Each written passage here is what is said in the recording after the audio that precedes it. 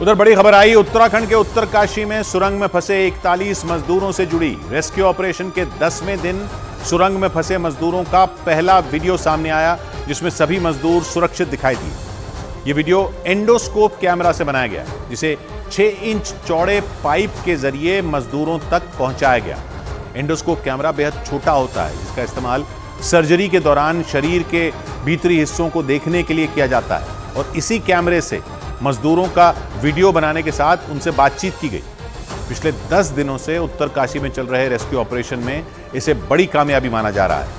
6 inch चौड़े pipe की मदद से पहली बार सुरंग में फंसे 41 मजदूरों तक बोतलों में भरकर गर्म खाना भी पहुंचाया गया और रेस्क्यू ऑपरेशन में जुटे अधिकारियों और विशेषज्ञों ने मजदूरों से बातचीत कर उन्हें सुरंग से जल्द निकालने का भरोसा दिया। अच्छी बात यह है कि कैमरे में सुरंग में फंसे सभी 41 मजदूर सुरक्षित और स्वस्थ दिखाई दिए, जिससे अधिकारियों ने राहत की सांस ली।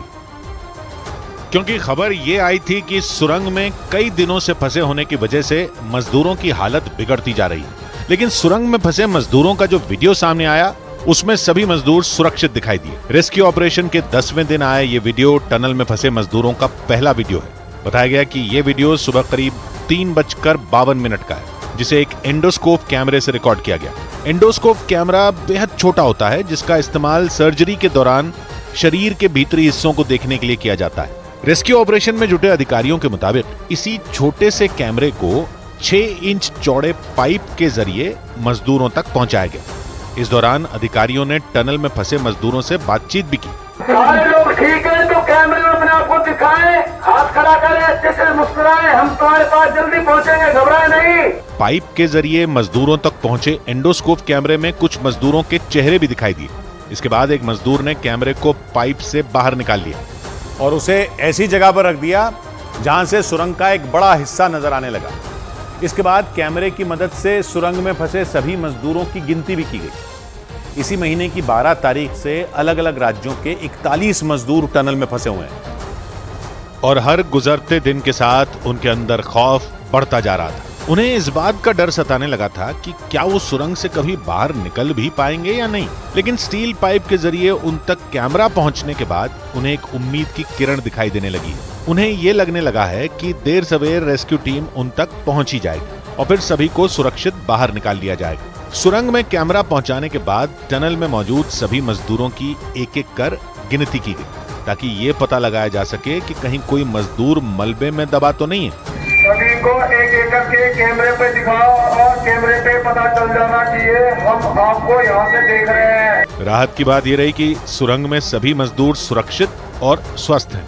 वीडियो के एक हिस्से में सुरंग में एक जगह मलबा दिखाई दिया। उस दौरान वहां रस्सी की मदद से एक मजदूर आगे की तरफ बढ़ता नजर आया और जिस 6 इंच चौड़े पाइप से एंडोस्कोप कैमरे को मजदूरों तक पहुंचाया गया, उसी पाइप के जरिए मजदूरों तक पहली बार गर्म खाना भी भेजा गया।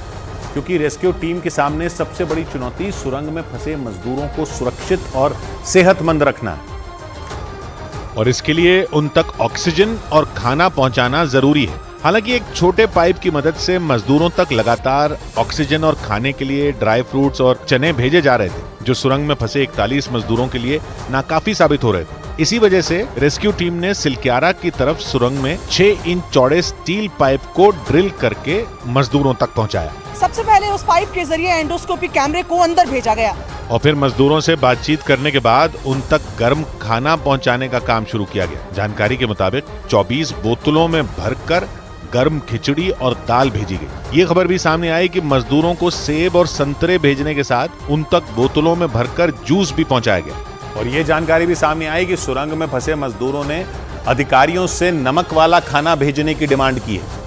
इसीलिए मजदूरों को 6 इंच चौड़े पाइप के जरिए रोटी के साथ सब्जी भेजने की तैयारी की गई है। जबकि पाइप के जरिए उन तक खिचड़ी, फल, जूस और दवाइयां लगातार भेजी जा रही हैं, ताकि सुरंग में मजदूरों के पास खाने की किसी तरह की कोई कमी ना हो। इस बीच ये जानकारी भी सामने आई कि टनल में फंसे मजदूरों ने कैमरे पर अधिकारियों से नमक वाला खाना भेजने की डिमांड की है। अगले आधे पौन घंटे के अंदर में हम उन्हें रोटी भेजेंगे, सब्जी भेजेंगे, पुलाव भेजेंगे, तो ये प्रक्रिया निरंतर चालू रहेगी। रेस्क्यू ऑपरेशन में जुटे अधिकारियों का यह भी दावा है कि आने वाले कुछ घंटे बेहद अहम है और सब कुछ ठीक रहा तो 30-40 घंटों के अंदर कोई अच्छी खबर मिल सकती है। मतलब अधिकारियों ने ये संकेत दिए हैं कि रेस्क्यू टीम 10 दिन से टनल में फंसे मजदूरों तक पहुंच जाएगी और उन्हें स्टील पाइप के जरिए सुरक्षित निकालना शुरू कर देगी। इसके अलावा सुरंग में मोबाइल और चार्जर भेजने का प्लान है।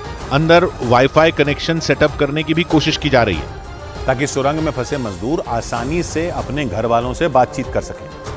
खबर यह भी है कि रेस्क्यू ऑपरेशन के दौरान मजदूरों की हर गतिविधि पर नजर रखने के लिए सुरंग में हाईटेक सीसीटीवी कैमरे लगाने की भी तैयारी है और उन सीसीटीवी कैमरों को 6 इंच के इसी स्टील पाइप की मदद से मजदूरों तक पहुंचाया जाएगा। रेस्क्यू ऑपरेशन में जुटे अधिकारियों के मुताबिक पाइप से एंडोस्कोप कैमरा भेजने के बाद अब मजदूरों तक हाईटेक सीसीटीवी कैमरे पहुंचाने का प्लान बनाया गया है जो दिल्ली से मंगवाए जा रहे हैं। जानकारी के मुताबिक कैमरा आने के बाद उन्हें भी पाइप के जरिए ही अंदर भेजा जाएगा और फिर मजदूरों की मदद से ही उन्हें सुरंग में सेट करवाया जाएगा। मकसद यह है कि रेस्क्यू ऑपरेशन के दौरान इन सीसीटीवी कैमरों की मदद से सुरंग में फंसे मजदूरों की हर गतिविधि पर नजर रखी जा सके। इसके अलावा सुरंग में कहां कितना मलबा गिरा है और वहां से रेस्क्यू ऑपरेशन की कितनी संभावना है, इसे भी हाईटेक सीसीटीवी कैमरों की मदद से टटोला जाएगा, जिससे सुरंग के अंदर जिंदगी और मौत के बीच जंग लड़ रहे 41 मजदूरों को सुरक्षित बाहर निकालने का प्लान बनाया जा सके। लेकिन सबसे बड़ी चुनौती सुरंग के उस हिस्से में पहुंचना है जहां मजदूर फंसे हुए हैं। लेकिन वहां पहुंचना रेस्क्यू टीम के लिए नाको चने जबाने जैसा है, क्योंकि 12 नवंबर को सुबह करीब 4 बजे चार धाम प्रोजेक्ट के तहत बनाई जा रही इस सुरंग का एक बड़ा हिस्सा ढह गया था, जिसकी वजह से वहां काम कर रहे 41 मजदूर फंस गए। लेकिन परेशानी यह है कि जिस जगह पर मजदूर फंसे हैं वहां पहुंचना रेस्क्यू टीम के लिए किसी चुनौती से कम नहीं है। एक रिपोर्ट के मुताबिक ये सुरंग उत्तर काशी से यमुनोत्री धाम को जोड़ने के लिए बनाई जा रही है, जो करीब 4.5 किलोमीटर लंबी और 14 मीटर चौड़ी है। बताया गया कि 12 नवंबर को 41 मजदूरों का दल सिलक्यारा की तरफ से ही टनल में दाखिल हुआ था। सिलक्यारा की ओर से करीब 2.5 किलोमीटर का काम पूरा हो चुका है, जबकि डंडाल गांव की ओर से टनल में 1.5 किलोमीटर से ज्यादा की खुदाई हो चुकी है। बीच में सिर्फ 441 मीटर के हिस्से में काम चल रहा था, लेकिन इसी दौरान सिलक्यारा की तरफ से 60 मीटर का हिस्सा अचानक धंस गया, जिससे सारे मजदूर टनल में करीब आधा किलोमीटर के हिस्से में फंस गए। मतलब सिलक्यारा की तरफ से मजदूरों के आगे मलबा गिरा है और डंडाल गांव की तरफ से उनके आगे पहाड़ खड़ा है।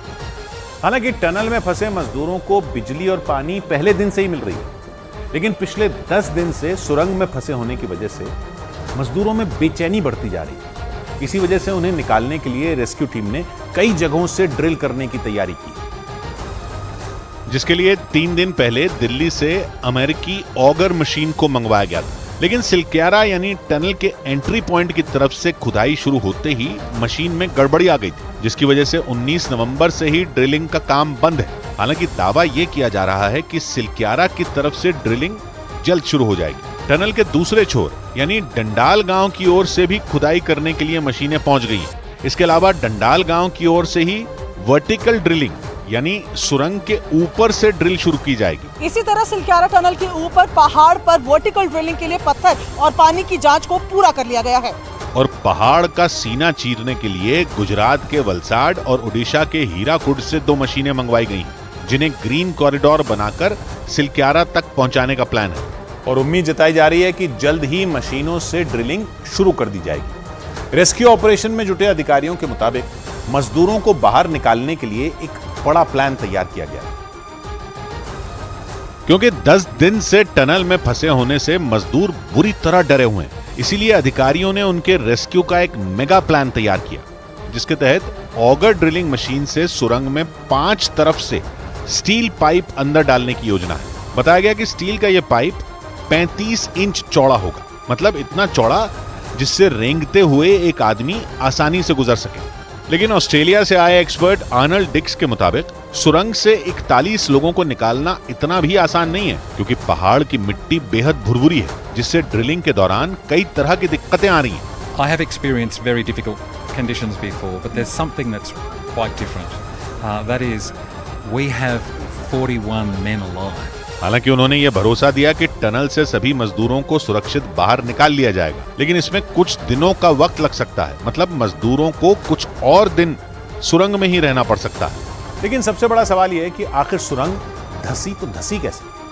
सुरंग धसने के पीछे की एक थ्योरी यह है कि टनल में ड्रिल करने के लिए मंगवाई गई मशीनों के कंपन की वजह से इतना बड़ा हादसा हुआ, जिससे वहां फंसे जब ये 41 मजदूर फंस गए और इसी वजह से वहां 10 दिन से हाहाकार मचा है। सुरंग के धंसने के पीछे का कारण पता लगाने के लिए राज्य सरकार ने एक टीम बना दी, लेकिन एक थ्योरी यह है कि टनल के अंदर बड़ी बड़ी मशीनों के चलने से होने वाली कंपन की वजह से इतना बड़ा हादसा हुआ। ऑस्ट्रेलिया से आए ड्रिलिंग एक्सपर्ट आर्नल्ड डिक्स ने इसके पीछे पहाड़ की मिट्टी भुरभुरी होने को वजह बताया। जबकि एक दूसरी थ्योरी ये है कि ये हादसा प्राकृतिक नहीं मानवीय है, क्योंकि दावा ये किया जा रहा है कि सिलक्यारा की तरफ से सुरंग के मेन गेट से 200 से 270 मीटर अंदर मलबा गिर रहा था। इसे रोकने के लिए कंस्ट्रक्शन कंपनी के इंजीनियरों ने लोहे के गर्डर लगा दिए। हादसे वाले दिन डंपर सुरंग से मलबा लेकर बाहर आ रहा था और इसी बीच उसका पिछला हिस्सा गर्डर से टकरा गया, जिससे यह हादसा हुआ। और इसी वजह से सुरंग में फंसे मजदूरों तक पहुंचने के लिए सिलक्यारा की तरफ से रेस्क्यू ऑपरेशन तेज कर दिया गया।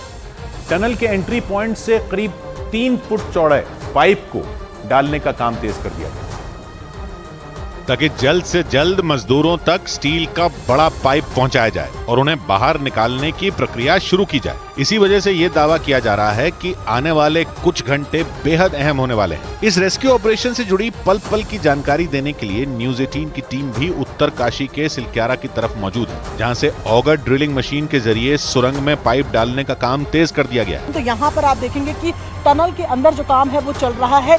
यहाँ पर फिलहाल वेल्डिंग का काम जो है वो दिख रहा है। वेल्डिंग यानी कि 2 पाइपों को जोड़ने का जो काम है वो दिख रहा है। बताया जा रहा है कि टनल के मेन गेट से 200 मीटर आगे से मलबा शुरू हो जाता है। रेस्क्यू ऑपरेशन में जुटे विशेषज्ञों के मुताबिक मलबे के अंदर 22 मीटर तक 800 मिलीमीटर का चौड़ा पाइप डाला जा चुका है, लेकिन वहां से 45 मीटर तक की दूरी सबसे मुश्किल भरी हो सकती है, क्योंकि इस रास्ते में बड़ी बड़ी चट्टानें हैं। मतलब असली चुनौती मलबे के इसी हिस्से को पार करना है।